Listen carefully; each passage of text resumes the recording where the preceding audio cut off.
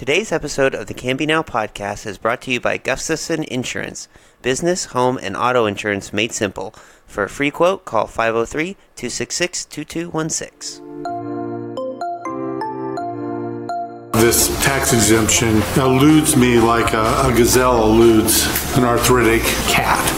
Why can't Canby people keep track of their dogs? Like, what is... To do that, you can't be stupid with guns. Yeah. That the board is saying they want to make Canby schools great again. It feels like we've been doing this interview for years. Inside of me was screaming. You run for school board, you win or you die. There's no second place. Welcome to the Canby Now podcast. We are the best and easiest way to stay connected to what's happening in your hometown. I'm Tyler Franke. And I'm Tyler Clausen.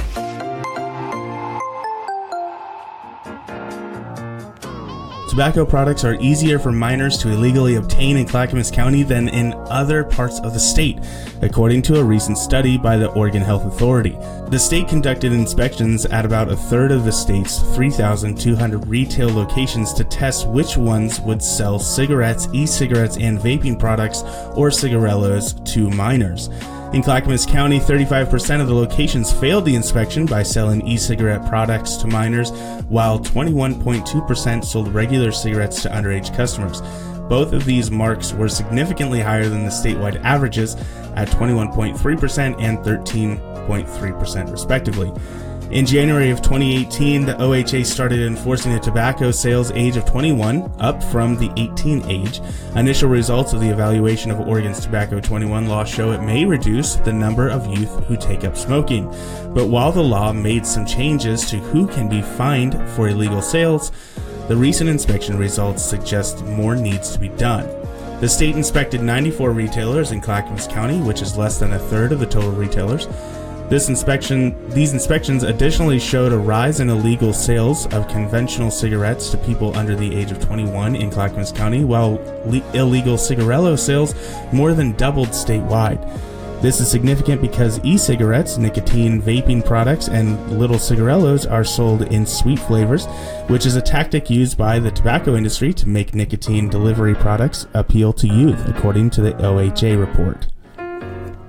Flavors hook kids, and they don't realize that nicotine is a powerful drug that can seriously affect their health throughout their lives, says Sarah Present, Clackamas County Health Officer. We have a public health epidemic that is happening with our young people right before our eyes, but hard to detect due to the stealthy smoke-free e-cigarettes that look like thumb drives that kids get a hold of and even take to school. Illegal tobacco sales of retailers create risks for young people in Clackamas County that require the enforcement of Oregon's strong Tobacco 21 laws. Currently, there are approximately 287 known tobacco retailers in Clackamas County. One of the challenges for the county attempting to regulate tobacco sales is that Oregon is one of only 9 states that does not require a license to sell tobacco. This means it is extremely difficult to enforce the minimum legal sales age by holding retailers accountable for illegal sales, says Dr. Tom Janine, Deputy State Health Officer at the Oregon Health Authority Public Health Division. A tobacco retail license would make it possible to track who is selling tobacco, educate retailers on how to comply with the law, and have meaningful penalties for repeat offenders. In Canby, 5 retailers were part of the inspection, in which locations were tested on whether they would sell cigarettes, e-cigarettes, or other tobacco products to minors. 3 of the 5 passed with the inspection: 7-Eleven, Arco, Cutsworth Market, and 2 failed: Astro and Safeway. For complete results, visit our website, CanbyNowPod.com.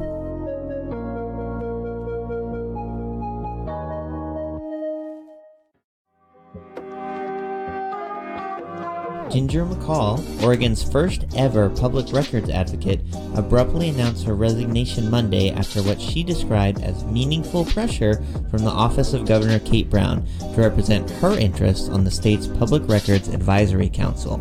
Canby State House Representative Christine Drazen released a statement soon after applauding McCall's decision to step down amid ethics concerns and what she, Drazen, characterized as enormous pressure that impeded her ability to perform the role of public records advocate. The public records advocate is an important and necessary role in our government, and transparency is critical in any ethical administration, Representative Drazen said. I applaud Ginger for standing strong against enormous pressure to act in a manner which would have been counter to the mandate of her office, and I would like to thank her for the significant work she did for the people of Oregon. McCall, a former Washington, D.C. attorney who specialized in open government, public records, and privacy laws, was appointed to the new office of the Public Records Advocate by Brown just 18 months ago to boost transparency and openness in state and local government. Brown proposed this office's creation as part of what she called the most substantial public records reforms of the past 40 years. But in her letter of resignation to Governor Brown, McCall wrote that she came to believe she and the governor's office had conflicting visions of the public records advocate's role.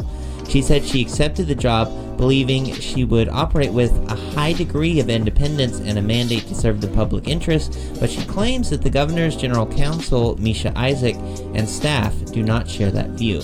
She wrote that she has received meaningful pressure from Brown's general counsel to represent the governor's interests on the Public Records Advisory Council, even when those interests conflict with the will of the council and the best interests of the public. I have not only been pressured in this direction, but I have been told that I should represent these interests while not telling anyone that I am doing so, she wrote. I believe these actions constituted an abuse of authority on the part of the General Counsel and are counter to the transparency and accountability mission that I was hired to advance. McCall went on to say that she holds the governor in great esteem and greatly admires the spirit demonstrated in the creation of the Public Records Advocate. The existence of such an office is an important step in ensuring transparency and accountability in the operation of government, she wrote. It is my hope that these are just growing pains along that path and that a way is still found to fulfill that original spirit. In a statement Monday afternoon, Governor Brown said McCall's allegations came as a surprise to her and her chief of staff, Nick Blosser.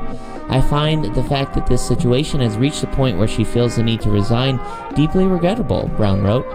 Had Ginger reached out to me sooner, I would have put my efforts into addressing her concerns and avoiding her resignation. The governor said that she agrees with McCall that the Public Records Advocate should be truly independent.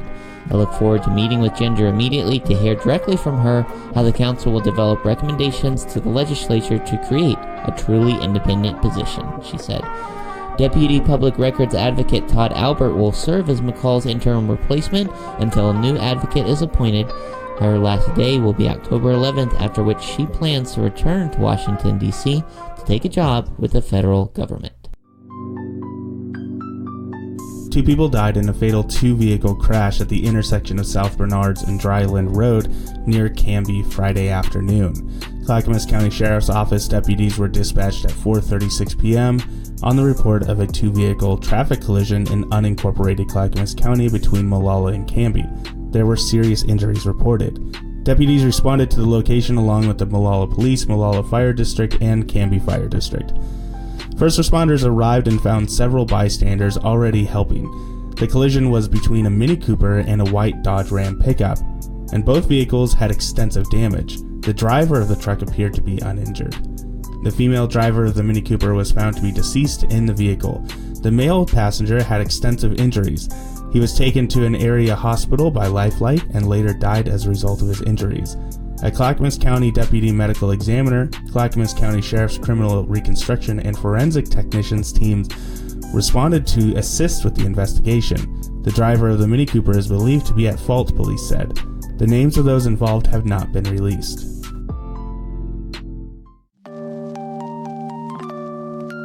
The Clackamas County Community Road Fund Advisory Committee will hold its third meeting from 6 to 8 p.m. today, Thursday, in room 118 of the Development Services Building, 150 Beaver Creek Road in Oregon City. The public is welcome to attend. The primary focus of the September 12th meeting will be to discuss the criteria that will be used to evaluate possible construction projects to recommend to the Board of County Commissioners this fall. The 15-member committee made up of residents from throughout the county is charged with reviewing proposed transportation construction projects that would be funded with revenue from the new countywide vehicle registration fee, which goes into effect in January. Revenue from the $30 per year fee commissioners approved in February 2019 will go into a dedicated fund for projects to relieve congestion improve safety, and maintain local roads. The advisory committee will focus on identifying the top congestion relief projects to be funded with the new revenue. Recommendations will be presented in November to the Board of Commissioners, who will make the final decision about what projects will move forward first.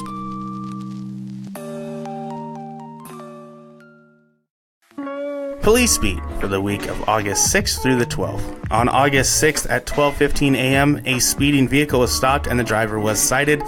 Several minor passengers who provided false information to officers were taken into protective custody for curfew violation.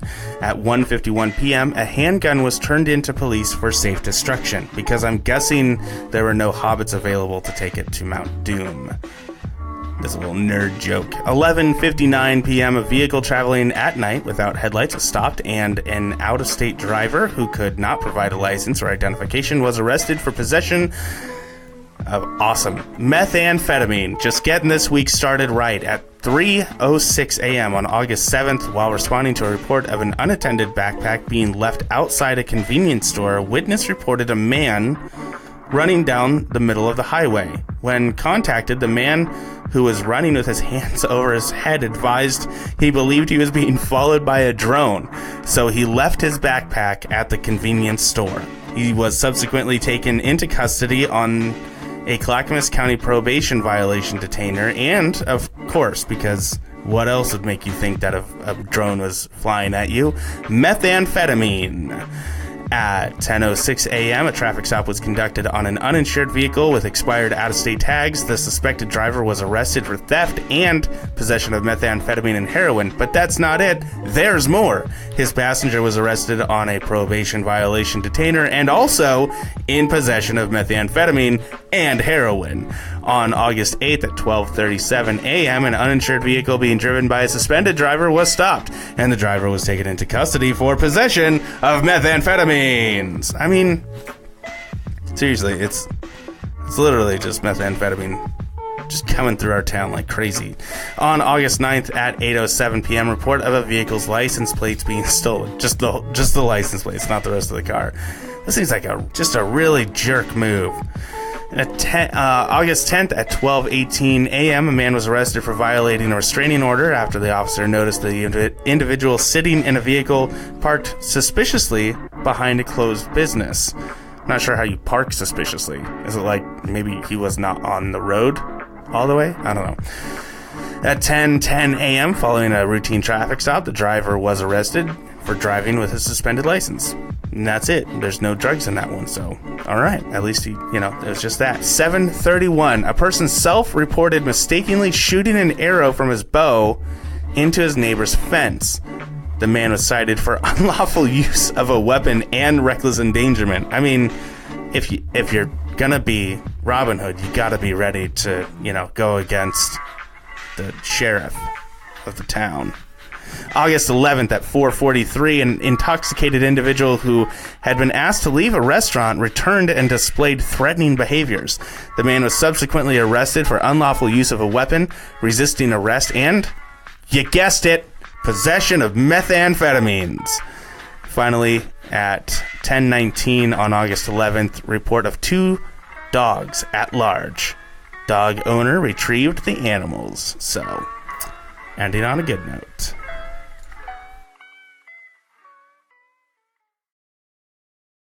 Located just off the corner of 13th and South Ivy is one of the most magical places on earth, Puddin' River Chocolates. That's where Chief Chocolatier Teresa Sassy and her team of employees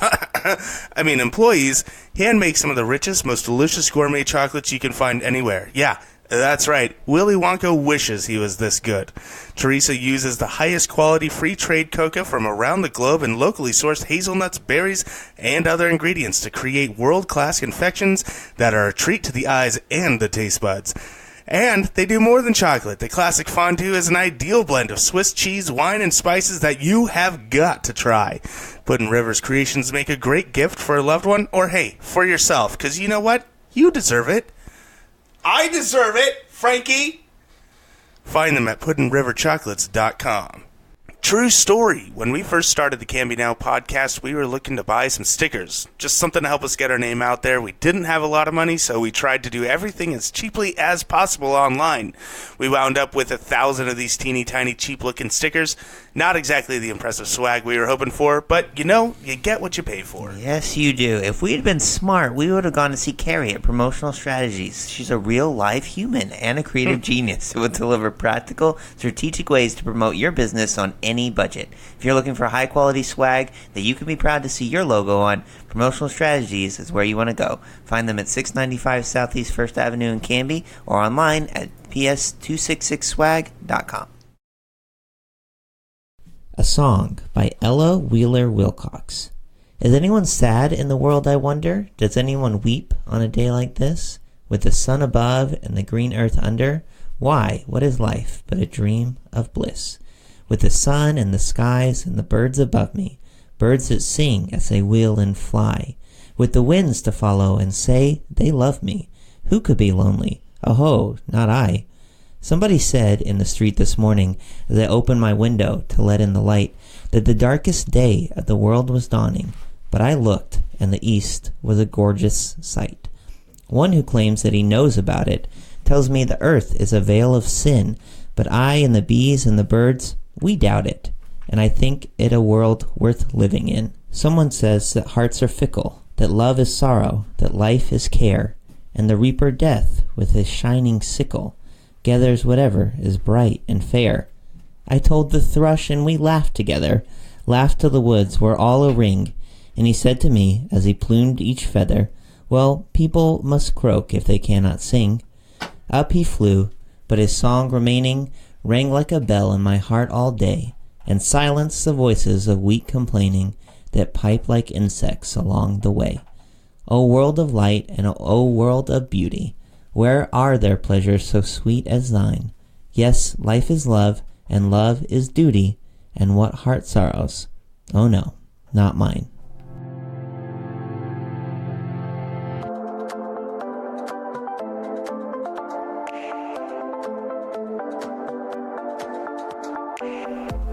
Today's Canby Conversation comes to you from the 135-year-old Canby Pioneer Chapel. It was built in 1884 when the need for a church in town prompted the construction of this building. It was a block to the south of where we are now, but it is now one of the oldest, as far as we know, and grandest buildings in Oregon. And I'm here with the owners, Marilyn and Martin Nash. How you guys doing? Really doing fun. great. Thank you, Tyler. Yeah, absolutely. It's just a great delight to be here. Do you think this is the first podcast that's ever been recorded from the Canby Pioneer Chapel? I believe it surely is the first podcast. The Methodists back in 1984 weren't doing too much podcasting, I don't probably. believe so. Yeah. Well, why don't we start with that, a little bit of the history about this phenomenal place. Well, this building, as you noted, was built in 1884 by the Methodists, and when the Catholics purchased it in the early 1900s, they turned it around and they actually rolled it back one block. So it's not in its original resting place, but it's still as magnificent as it was back in the early 1900s. And as you can see, it's a grand room here in our sanctuary with beautiful stained glass windows and all of the pressed tin walls here, and the beautiful acoustics that actually are a wonderful complement to our concerts here. So we're sitting here in the grandeur, which has been Marilyn's vision for a number of years, to keep it in its pristine condition. So from there, the Catholics turned it over into private hands in the early 1960s, and today we own the chapel, and Marilyn continues to do some really incredible things as far as upgrades on the grounds itself. Mm-hmm. Marilyn, you've owned and been involved with the property here since 2005. Yes. Can you tell me a little bit about that process, kind of what the chapel, the state of it was like then? I would and love what your vision, to. What yeah. your vision was. Well, I would love to. Actually, I was a single woman at that time, and I actually bought this chapel the down payment with a credit card, which is kind of amusing. It was a different time. It was definitely a different time. I had catered some weddings here. It was one of those things where they say, with something it's just in need of an owner and needs some work, and you could buy it for a song, is what they say, right? Exactly. Yeah. I actually bought it from a gal that was a nurse, and she did a few weddings here, so I actually catered a wedding here and told her if she was ever going to sell it, to give me a call first, and she did. Yeah. And so that's how I purchased the chapel. Yeah. So it was in at least a usable condition and was being used. Somewhat. It had a velvet red curtain in the front and turquoise carpet and a roof that needed to be replaced. Sounded 1970s. Yes, it was pretty messed up. Yeah. So what was your interest in purchasing it?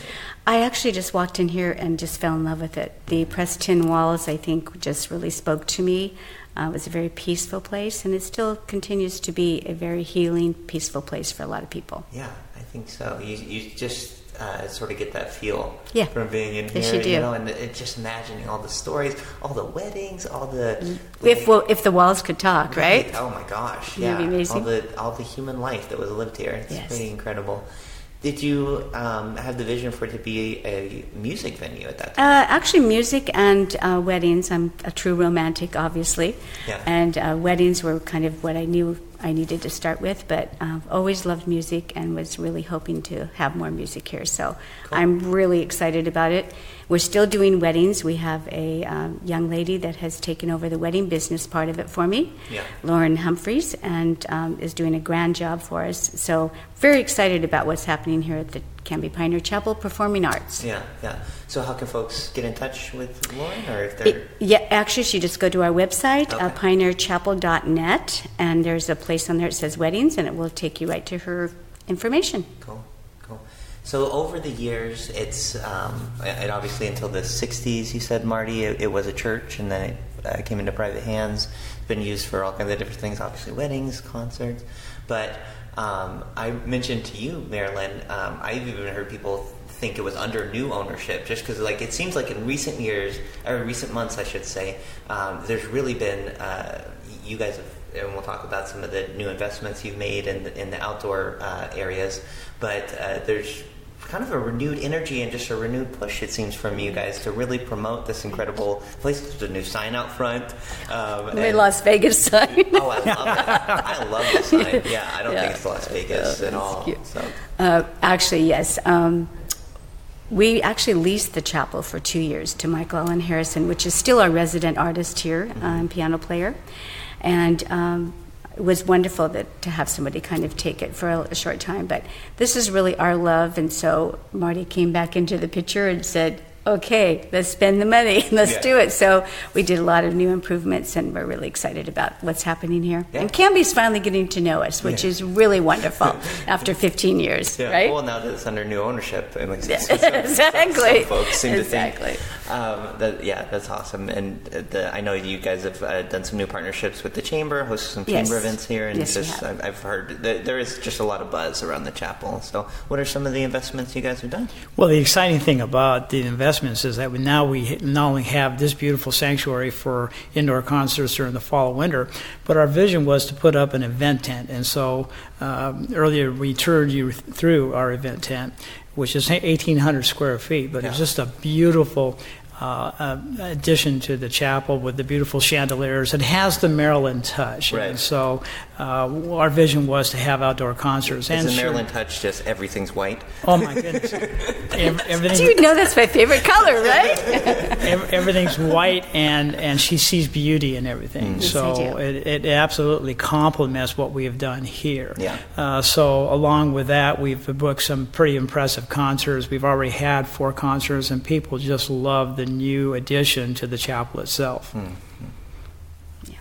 And we're also trying to open it up more for some younger people. We have had the choir and band from the high school come in and do recital here. Yeah. And we've had the Wilsonville Music School come and do a concert. Awesome. So it's been really fun.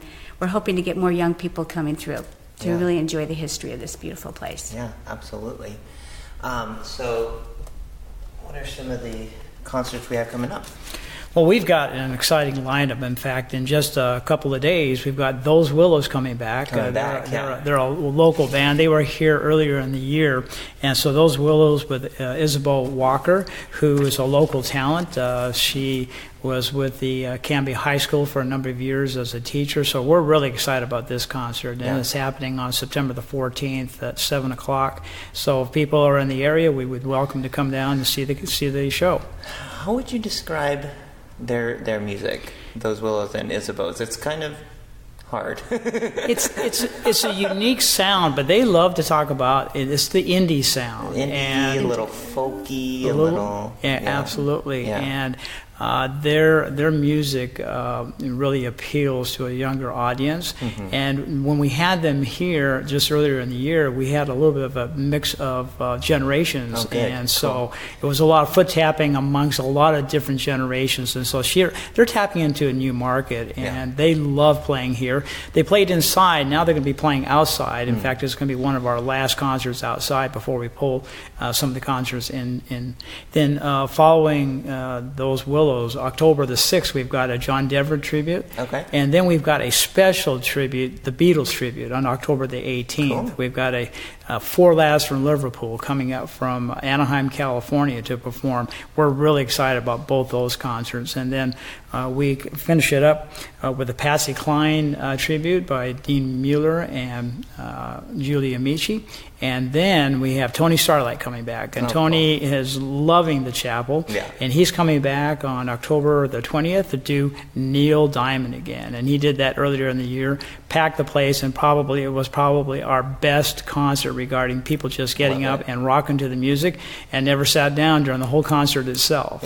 Yeah. So we've had Tony on the show before, and when he was coming to Canby to do these shows, he asked us to rerun the interview that we did. We were happy to do, and also he offered to do ticket giveaways to any of the three shows the winner could pick.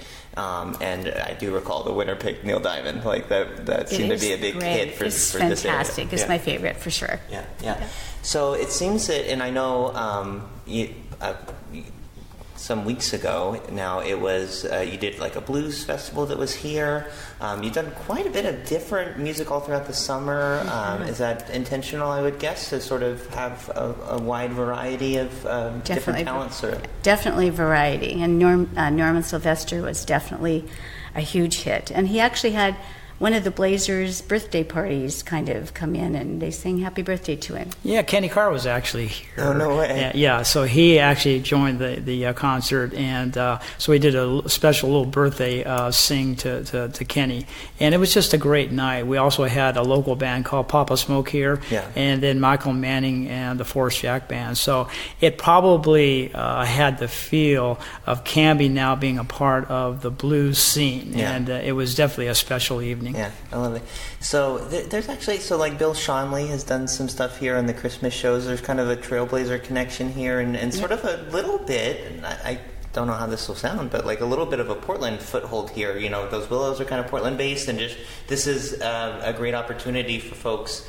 You have some local people as well, but some folks from outside the area, whether Portland, Wilsonville, or whatever, to come and share their talents with our community. That really is the goal and the dream that I really have had for this chapel since day one, is to become a destination place. Yeah. And we are slowly becoming a destination place. Portland is... People don't want to drive clear to Portland anymore, and they don't want to do the parking in Portland. So they're coming here and seeing the same kind of talent. So we're very excited about that. Yeah. Destination place. Absolutely. I love the tent space out there because I remember when I was looking at some of the history for this kind of place, it's a little bit of a callback to when, not in this location, I guess, but they would do revivals, in this area, the church would. So it's a little bit of a callback to that. I don't know if that was... in your mind at all, but I love stories. You kind of mentioned that fun story from the blues concert. Are there any other kind of fun or interesting memories of things that have happened over the years when you guys have been involved in this place? It's been a fabulous time. We actually had Cinderella, one of the Cinderellas of Disney World, get married here a few years ago. Yes, and really truthfully, she walked in for the rehearsal, and she she'd worked at Disneyland. She was a Cinderella at Disneyland, at Disney World. Yeah. Disney World, and she did look so much like Cinderella. It was almost spooky. It was like, she looked just like a Cinderella.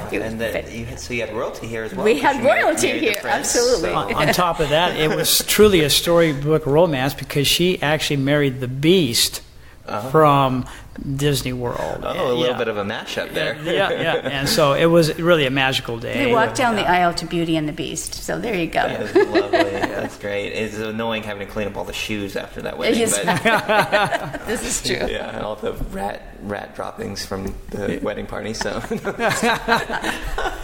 it was a great story. Yeah, it was fun. We've had a lot of great stories here. Yeah, a lot of weddings. One of my favorite stories, too, is that it became a true partnership, Marilyn and I, when I met Marilyn in her chapel in 2006. And so we're actually sitting near the spot where I actually discovered Marilyn for the very first time. Yeah, Marilyn loves this story. She just loves this story. And so you told me this story when you're actually standing on that spot, so you were acting it out. But, So I actually came in from the door to the sanctuary, walked in, saw Marilyn here. Looking for a wedding I was actually, this is where my oldest daughter got married in this chapel, and that's how Marilyn and I actually met. And our first date was actually at my daughter's wedding reception. No way. Yeah. So that is great. So it Marilyn, has a little. Did you say you were a romantic earlier? I'm a true romantic. Andrea Bocelli was playing. What else can I say? True romantic. Yeah, so it is truly a special you place didn't finish for this us. story. So she came through. Andrea Bocelli was playing the piano, literally. Andrea Bocelli actually was playing when I saw Marilyn, because I was actually looking for a place for my oldest daughter's wedding, and I spot this beautiful woman in a gold gown, second pew from the front, and I was smitten. And the ceiling opened, angels were chorus. Yeah, it was. Okay. She captured my heart. You're absolutely right, Tyler. Oh, man. Moving on. The last thing I wanted to ask you about was just Marilyn, as far as the Marilyn touch, as Marty would put it. But the gardens that are around here are just lovely, and I know that you have a lot to do with that. Thank you so much. I appreciate that. I do love gardening. My grandmother was a master gardener, so I've always been involved with gardening, and it's just a great, wonderful outlet and beautiful thing for me to do. Yeah, absolutely. So anything else that you guys wanted to tell people about, or that you want to add? Come and join us. Yeah, come and join us. You talked about the Portland. Besides the concerts I announced, we just got Michael Allen Harrison and Aaron Myers are going to appear here in November 30th for a couple of shows. And then our Christmas concerts are going to be an amazing time here. We've actually got 9 different Christmas concerts. Michael and Julianne will be here doing 4 shows. We've got Joni Harms, who's an incredible local talent here, and Joni and her band will be here for a concert. John Nielsen's coming back. Yeah. So, do you know what she calls her band? The Harm's Way. Harm's Way. There you go. Yes. So we've got a lot of great stuff coming on in November and December also here at the chapel. Cool. Where can folks find out info? Again, you can go to pioneerchapel.net and see our homepage and our calendar for a list of events, and we continue to add more and more all the time. So continue to stay tuned to pioneerchapel.net. Yeah, and follow you guys on all the social media, Pioneer Chapel and Pioneer Chapel Performing Arts. Yes, and also it's Pioneer Venue is the Instagram. Oh, the cool. The millennials know much more about Instagram than I. So millennials and their Instagram, I know, right? I tell you. So I didn't realize, but we were just talking about the bell tower and the steeple here, and I didn't even know that there's still a bell in there, but it's still there and it's an original bell, and we ring it actually until everybody goes out of the chapel after a wedding. So my neighbors know that when that bell rings, there's been a wedding at the chapel. There you go. Is that the only time that you use it normally? It usually is, yes, just great. during the wedding. But you are going to ring it specially just for us. I'm going to ring it just for you. We're going to outro this segment so you guys can hear the bells. So you can know that you're going to the chapel to get married. 1884 bells. Yes. Yeah, that's amazing. Cool. Well, thank you so much, Marty and Marilyn. This is wonderful. This place is just gorgeous. If you guys have never seen it, definitely come to a concert here or come come check it out, because I mean, even just on its own merits, it's a wonderful space. But when you add in the history, the tradition, it's just an incredible treasure that we have here in Canby. So really appreciate hearing a little bit about it. Thank you guys. Thank you so much, Thanks, Tyler. I really appreciate you coming.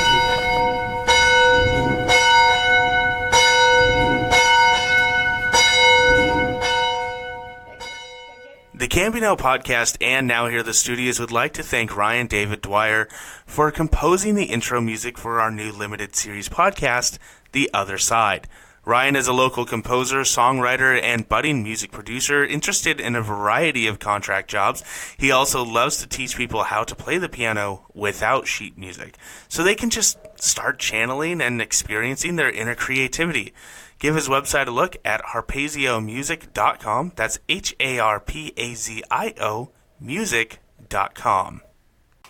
Hey Tyler, did you know that the world has changed in the past 20 years? No way! Yep, it's true. The way people shop for goods and services has completely changed since this thing called the internet started catching on. Yeah, I've heard of it. And yet some realtors still offer the same old services in the same old ways and for the same old percentages. Victory Point Property Group in Canby believes it's time the real estate business caught up with the times. They'll meet with you for free, explain every step of the process, give you a clear game plan, and even let you choose the listing commission. Really? They let you choose their commission? Really, Victory Point Property Group understands this is one of the biggest and most exciting decisions of your life, and they'll do everything they can to make sure you handle it like a rock star. Wow, that sounds great. I'm going to check them out by calling 503-263-4700 or by visiting online at victorypointhomes.com. You do that. Victory Point Property Group, real estate reimagined.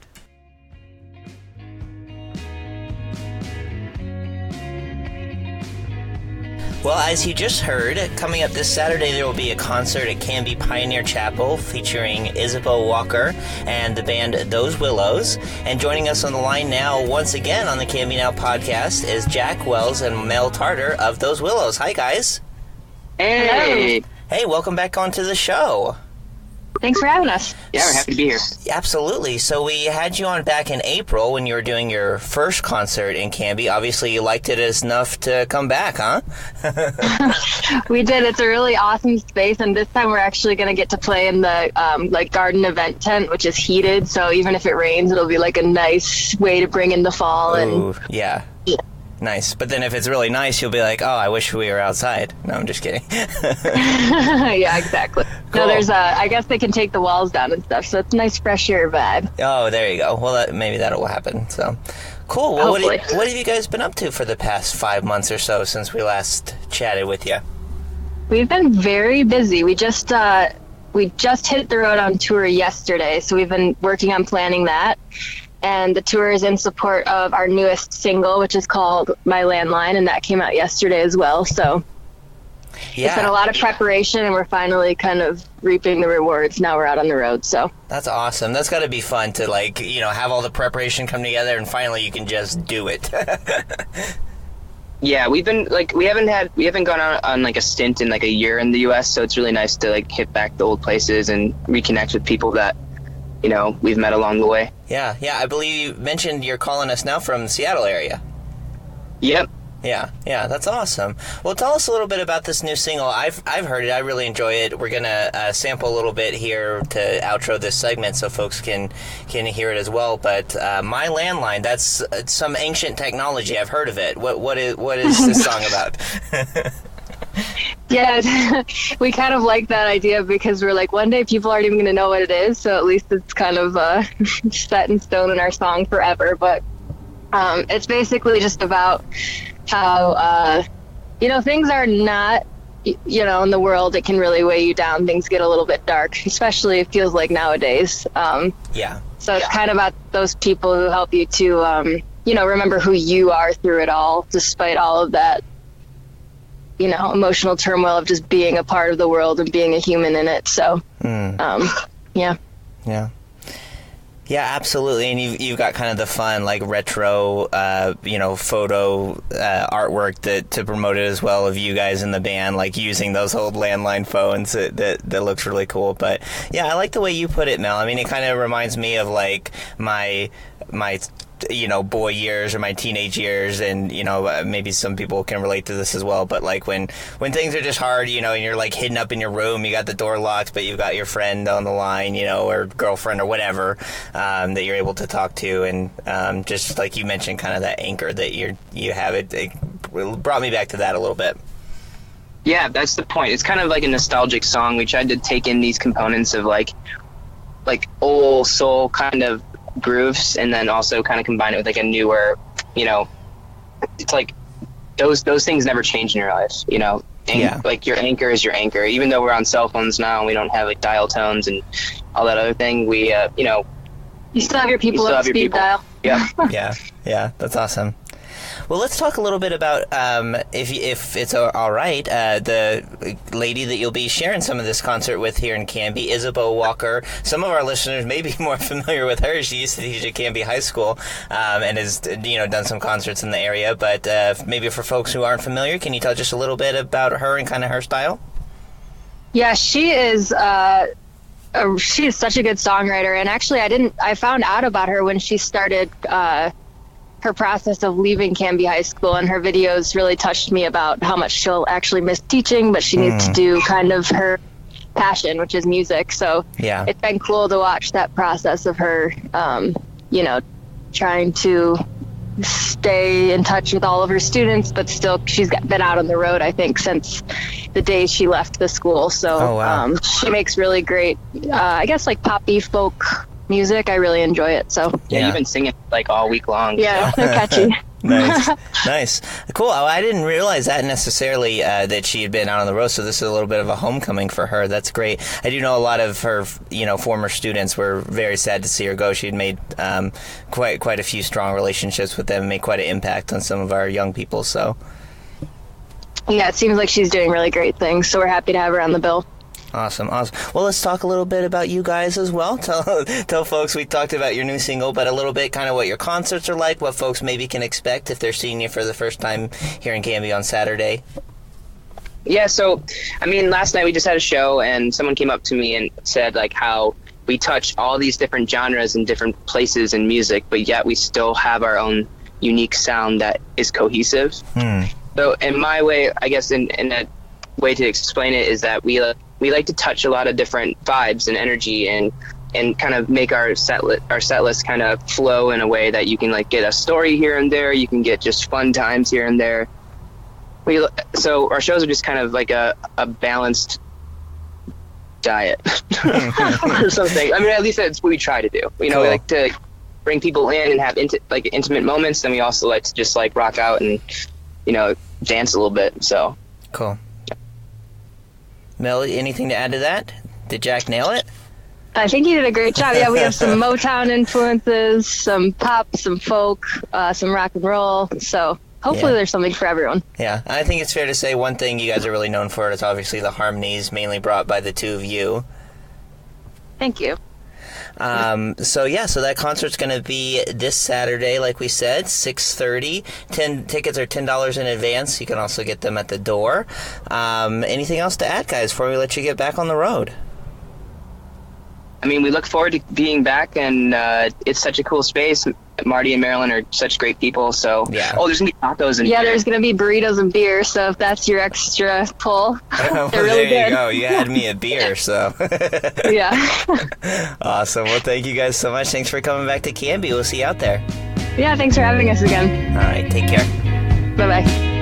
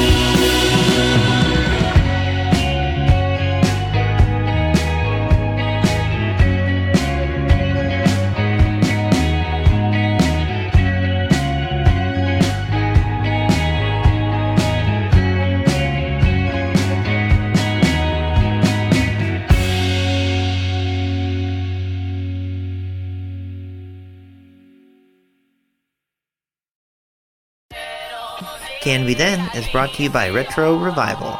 They are not your average antique shop. Open daily, find them on the corner of Northwest 3rd and Grant in downtown Canby.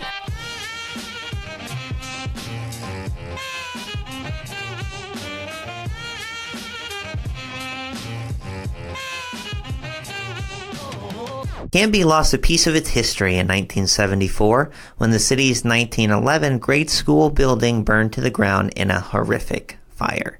It was known to almost everyone as the Old Castle, named after the iconic Gothic bell tower with which it was originally built. Though the bell tower lasted only a couple years, the name stuck forever. Though it was no longer used by students, having been converted to administrative offices some years before, the old castle was indeed occupied when the fire broke out shortly after noon on Tuesday, February 13th. A secretary reported the smoke to Canby Grade School Superintendent Paul Ackerman, who bravely attempted to fight it himself with the aid of a handheld extinguisher. He quickly realized he was out of his depth and pulled the alarm for the Canby Fire District. Units from Canby, as well as Oregon City, Clackamas County, and Molalla responded, but even so, it took well over an hour to bring the blaze under control. The top 2 floors of the 3-story structure were completely destroyed. The cut line under the Canby Herald's photo of the tragedy, "The Old Castle is in agony," reflected the pain of loss of the entire community. A little-known casualty in the fire was Boy Scout Troop 258. At the time, they were meeting nearby in the war-surplus Quonset hut that once stood on one corner in Waite Park, but all of their equipment, tents, camping boxes, and personal effects were stored at the old castle. It all burned along with the historic school building. In 1969, the city's first middle school had been built, and it was followed by a new elementary school in 1975. The following year, the school board decided it was high time to give official names to its burgeoning real estate portfolio, and they reached for the local history books to do so. The 1969 middle school was named for Ackerman, the longtime superintendent of Canby Grade School and one-time would-be firefighter. The new elementary school nearby was christened after Canby founding father Philander Lee. The 1947 grade school on North Grant Street, the city's oldest building following the loss of the castle, was named after William Knight at this time. Eccles Elementary had previously been so named in honor of H. Eccles shortly after his death in 1955. Also in 1976, the documentary film Future Shock was screened at Canby Union High School over the objection of parents. Based on the book written in 1970 by sociologist and futurist Alvin Toffler, the film was controversial in Canby because, according to the Herald, of its depiction of what sexual attitudes may be in the future. I mean, I haven't seen the film, but I'm just guessing it's no Game of Thrones. The controversy had started after the film was first shown to a high school English class, featuring a cigar-chomping Orson Welles as on-screen narrator. A modern review described the film as darkly dystopian and oozing techno-paranoia. The Canby High School cafeteria was in the news twice in 1978. First, when its sprawling 18 by 20 foot mural of the Canby Ferry was dedicated on January 27th. Designed by Lanny Little, the project had included the brushstrokes of 16 different artists. In March, the high school made the decision to cut back after learning they were spending way too much on the variety, quality, and quantity of the cafeteria's food. That was never a problem at my high school. The board was spending about $40,000 annually on their cafeteria alone, which translates to almost $100 a student. If that sounds like not very much, you have to remember that this was 1978. In terms of today's dollars, that would translate to a whopping, $400? That's all? That's like one trip to Costco. Did they have Costco in 1978? I don't know. But in 1979, they had a donkey basketball game at the Canby High School gymnasium between the teachers and the Canby Police Department. The PD won in a real barn burner, final score 11-6. Asked what their strategy was, Officer Bob X stated, "To get out of this thing alive." Throughout the 60s, 70s, and 80s, a constant fixture at the Canby Union High School was Dick Brown, a teacher, principal, coach, and superintendent until his retirement in 1990 after a 29-year career. During his tenure, he oversaw numerous additions to the 1928 building, saw enrollment grow from 400 to over 1,200, and even coached the Cougars to a number of wins over state powers during his long career as head football coach. The Richard R. Brown Fine Arts Center, of course, is named in his honor. Trost Elementary School, today the home of the district's dual language immersion magnet program, opened for the 1993 school year. It was named after Cecile Brown, an education icon whose legacy in Canby spanned 4 decades, 24 years as a teacher at Echoes Elementary and 14 years as its principal. Prior to that, she had been the last to teach at the one-room Meridian Schoolhouse in Whiskey Hill before it closed due to the merger with the 91 school district in 1947. She once recalled the day a 3-legged billy goat barged into the classroom and wrought havoc. That's a quote. She died in 1999 at the age of 88. In 1994, a final unification was voted in by area residents, combining the Canby Elementary, Canby Union High School, Caris, and 91 school districts. In naming the newly formed district, school board members gave careful consideration to a number of candidates, including South Clackamas, Barlow Trail, Baker Prairie, End of the Trail, Oregon Trail, 84 Square Mile, Red Hot Chili, C-Cube 91, and the Tad Better School District. Myself, I would have been quite partial to the Red Hot Chili School District, but I guess I understand why they chose the name they ultimately settled on, Canby School District. In 2005, the district completed its growth for now with the opening of its newest school, Baker Prairie Middle. Long gone were the days that a new school could be had for $16,000. CSD's state-of-the-art middle school cost $29 million. This marks the conclusion of our long-running look at the history of the Canby School District. Next, we'll be telling you about just a few of the hometown sports heroes that have made their mark on Canby's history over the years. But it will have to wait till next time on Canby Then.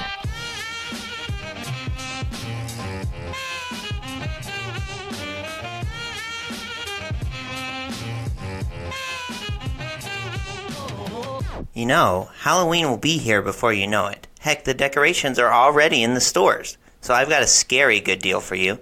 DirectLink is offering 50% off their blazing fast internet speeds now through All Hallows Eve. Not only will you get a sweet candy corn of a deal, but every one of their broadband connections comes with unlimited data, free, and that's no trick. So switch to DirectLink to stream and surf as much as you like.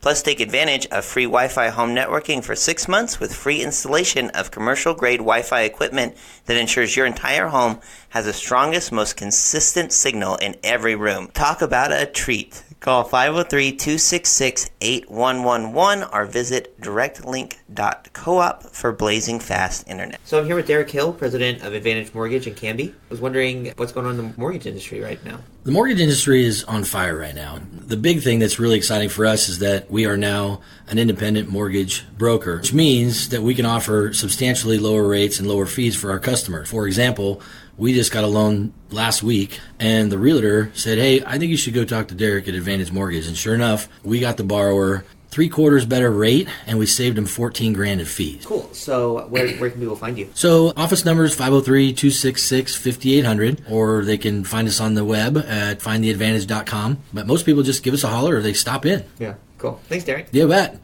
Advantage Mortgage, NMLS number 1770599. Derek Hill's NMLS number 50183. Equal housing opportunity. The Canby Now podcast is a production of Now Hear This Studios, Canby's locally owned full-service audio, video, and media production company. Our mission is to produce the best content in the universe, and we'd love to help you do it. Find us online at nhtstudios.com. Canby Now podcast is dedicated to preserving independent local journalism and redefining local news with our fun, fresh, and energetic brand of storytelling. Our sincere thanks to our local sponsors who make this show possible. Please show your appreciation by supporting the small businesses who support us. Huge thank you as well to our supporters on Patreon. We rely on your monthly contributions to continue to do this work that we seriously love. For information on how you can become one of the coolest people in the world, a patron of the Canby Now podcast, visit cambynowpod.com/plus.